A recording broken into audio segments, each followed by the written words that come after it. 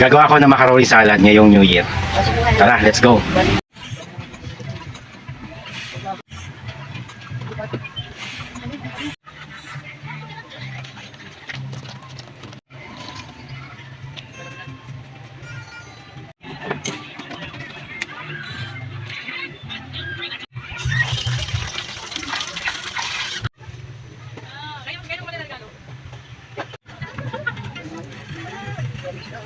Yan, meron tayo dito 1 kilo ng macaroni, adobo macaroni.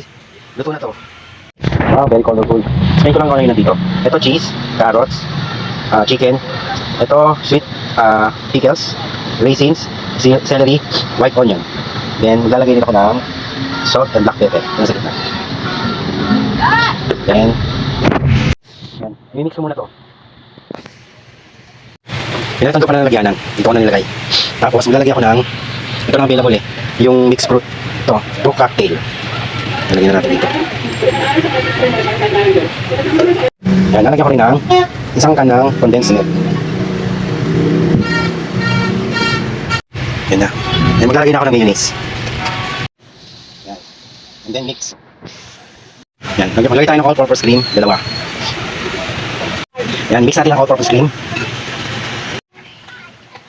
Wow, ito ang chicken macaroni salad. Natikman na natin.